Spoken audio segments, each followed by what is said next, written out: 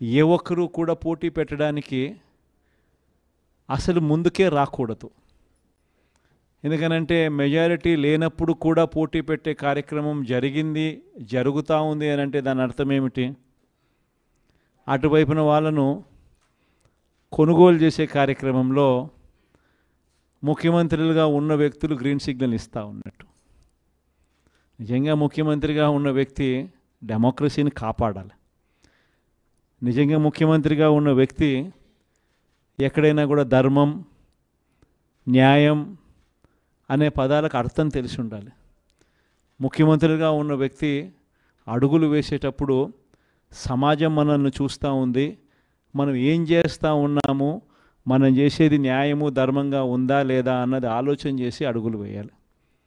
కానీ అన్ఫార్చునేట్గా చంద్రబాబు నాయుడు అనే ఒక దుర్మార్గుడితో యుద్ధం చేస్తూ ఉన్నాం. ఈ మనిషికి న్యాయం లేదు, ఈ మనిషికి ధర్మం లేదు.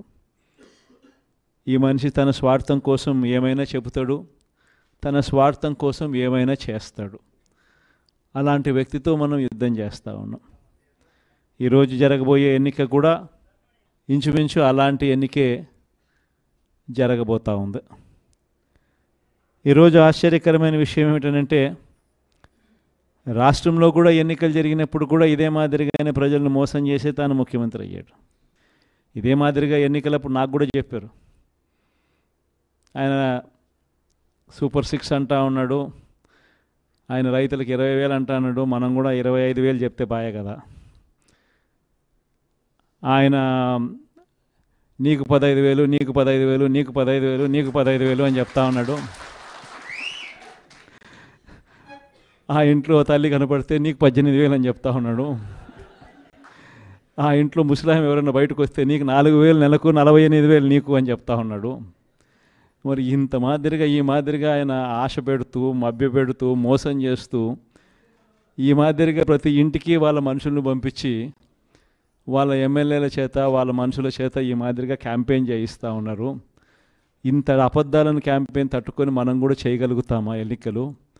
మనం ఎన్నికలు చేయలేము ఈ మాదిరిగా.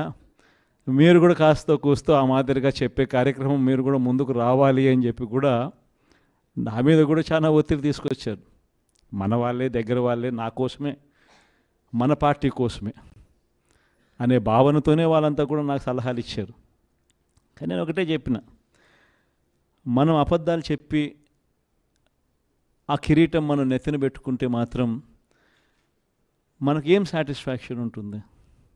సరే అవుతాము, ముఖ్యమంత్రి స్థానంలో కూర్చుంటాము, అయిన తర్వాత రేపు పొద్దున మళ్ళీ జగన్ చెప్పినాడు అని మీరు ప్రతి ఒక్కరూ కూడా వైఎస్ఆర్ కాంగ్రెస్ పార్టీ అభ్యర్థులుగా చిన్న చిన్న కార్యకర్తల దగ్గర నుంచి మొదలు పెడితే ఎమ్మెల్యేల దాకా మీరంతా కూడా మళ్ళీ గ్రామాలు తిరుగుతారు. తిరిగినప్పుడు మీ పార్టీ చెప్పింది, మీ జగన్ చెప్పినాడు ఇవన్నీ చేయాలి, ఇవన్నీ చేస్తాను అని చెప్పి, మరి అవన్నీ చేశాడా, అబద్ధాలు చెప్పి మోసం చేశాడు కదా అని చెప్పే మాట మీలో ఏ ఒక్కరూ అనిపించుకోకూడదు అని కాలర్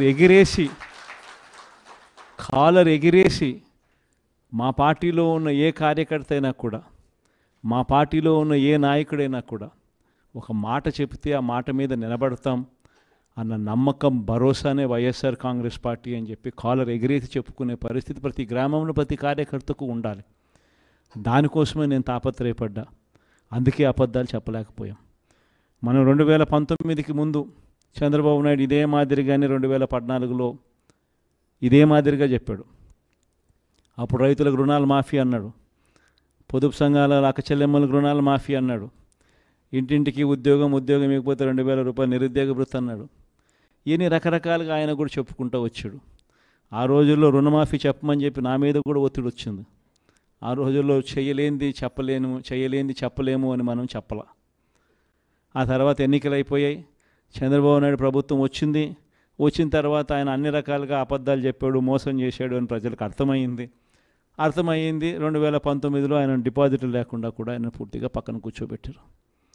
2019లో మళ్ళీ మన పార్టీ అధికారంలోకి వచ్చిన తర్వాత ఈ రోజుకి కూడా నేను చెప్తా ఉన్నా, ఈ రోజుకి కూడా గర్వంగా మన పార్టీ నాయకులు ప్రతి ఇంటికి పోగలుగుతాము, ప్రతి గ్రామంలోనూ కాలర్ ఎగరేసుకొని తిరగగలుగుతాం. మా పార్టీ ఎన్నికల మేనిఫెస్టోలో ఏదైతే చెప్పిందో దాన్ని ఒక బైబిల్గా భావించాం, ఒక ఖురాన్గా భావించాం, ఒక భగవద్గీతగా భావించాం. చెప్పిన ప్రతి పథకము క్యాలెండర్ ఇచ్చి, సంవత్సరం పొడుగునా ఏ నెలలో ఏ పథకం ఇస్తామో క్యాలెండర్ ఇచ్చి, ఆ క్యాలెండర్ చొప్పున మా నాయకుడు బటన్లు నొక్కాడు. నేరుగా మీ ఇంటికే వచ్చే కార్యక్రమం మా వైఎస్ఆర్ కాంగ్రెస్ పార్టీ పాలనలో జరిగింది అని గర్వంగా చెప్పుకునే కార్యక్రమం మనం చేయగలిగాము అని చెప్పి ఇవాళకి చెప్పగలుగుతాం. ఎప్పుడైనా కూడా ఒకటి గుర్తుపెట్టుకోండి, రాజకీయాలలో ఎప్పుడైనా కూడా ఎవరైనా కూడా ఎదగాలనుకుంటే కష్టకాలం వచ్చినప్పుడు ఆ కష్టాలలో మనం ఎలా ప్రవర్తించాము అన్నది ప్రజలు చూస్తూ ఉంటారు. ఆ ప్రజలే మనకు శ్రీరామ రక్షగా తోడుగా ఉంటారు. దయచేసి మీ అందరికీ కూడా నేను ఒకటి చెప్తా ఉన్నా, రాజకీయాలలో విలువలు ఉండాలి. రాజకీయాలలో ఉన్నప్పుడు విశ్వసనీయత అన్న పదానికి అర్థం తెలిసి ఉండాలి. కష్టాలు వస్తాయి, కష్టాలు రాకుండా ఏ సృష్టి ఉండదు. కానీ ఒక చీకటి వచ్చిన తర్వాత ఖచ్చితంగా పగలు రాక తప్పదు. చీకటి వచ్చిన తర్వాత మళ్ళీ వెలుతురు రాక తప్పదు. ఆ చీకటిలో ఉన్నప్పుడు, ఆ కష్టాల్లో ఉన్నప్పుడు మనమేమిటి అన్నది ప్రజలు మనల్ని చూస్తారు. మనమేమిటి అన్నది ప్రజలు మనల్ని చూసినప్పుడు ప్రజలు మన పట్ల ఫలాని వాడు మా నాయకుడు అని చెప్పుకునేంత రీతిలో మన యాటిట్యూడు, మన బిహేవియరు, మన క్యారెక్టరు, మన గుణగుణాలు ఉన్నప్పుడు ఆటోమేటిక్లీ మళ్ళీ మనం ఇప్పుడున్న స్థానం కన్నా ఇంకా పై స్థానంలోకి ఎదుగుతాం. ఇది మాత్రం ప్రతి ఒక్కరూ ఖచ్చితంగా గుర్తుపెట్టుకోమని కోరుతా ఉన్నా. మీ అందరికీ నేను ఒకటే చెప్తా ఉన్నా, జగన్ గురించి మాట్లాడాల్సి వస్తే ఎక్కడైనా ఏ ఇంట్లో అయినా కానీ ఎవరైనా ఏం మాట్లాడతారనంటే, జగన్ బాగా చూసుకున్నాడబ్బా, జగన్ మా అందరికీ పలావ్ పెట్టాడు,